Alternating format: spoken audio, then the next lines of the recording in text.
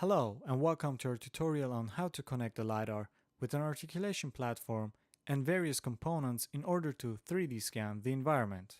My name is Narek Garakanyan, my partner Biana Bogosian and I are going to walk you through the setup. We are using a 3-channel DC power supply in order to power our devices. We are going to use banana cables in order to connect the devices.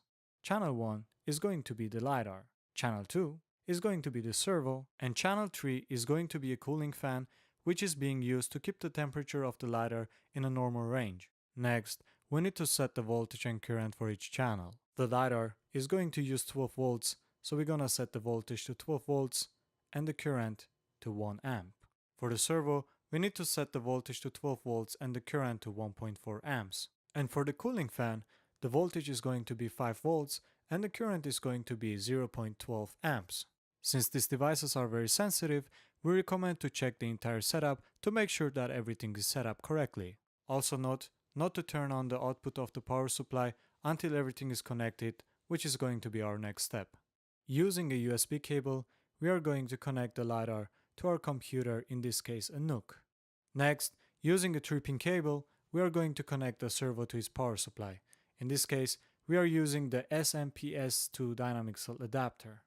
Using another 3-pin cable, we are going to connect our power supply to the Robotics USB dynamic cell adapter, which allows us to communicate with the servo. Once everything is wired correctly, we are going to hook up the adapter to the computer.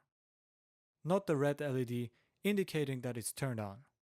Next, we are going to connect our SMPS2 dynamic cell adapter to the channel 2 of our power supply, which we set earlier.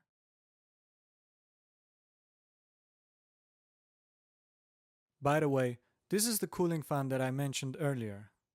Now that everything is connected and wired correctly, we are going to turn on the output of the power supply. The red LED on the power adapter is going to indicate that it's receiving power. Now that everything is powered on, we are going to start our software.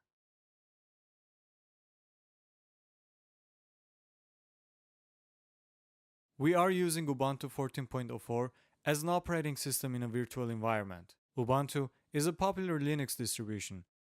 Make sure that ROS, which stands for Robot Operating System, is installed on Ubuntu. For more information on ROS and the particular version that we used in this video, please see the documentation in the description below. In order to run our program, we need to open 3 different instances of terminal. All the command lines that are being used in this video can be found in the description. In the first terminal, we are going to run ROS-core. In the second terminal, we are going to run the Hokuyo node. If you're in a virtual environment, you first need to run an extra command.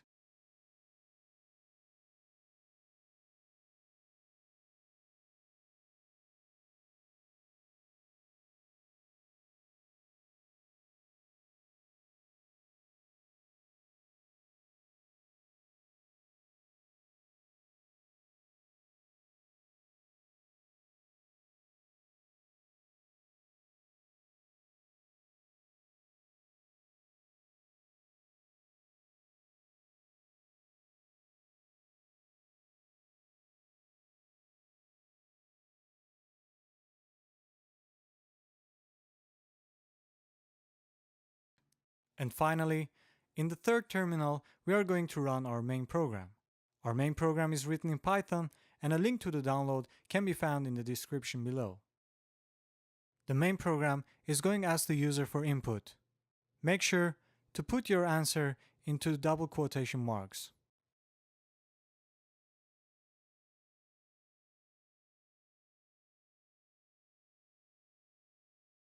A valid email address should be entered since the application is going to email the final image.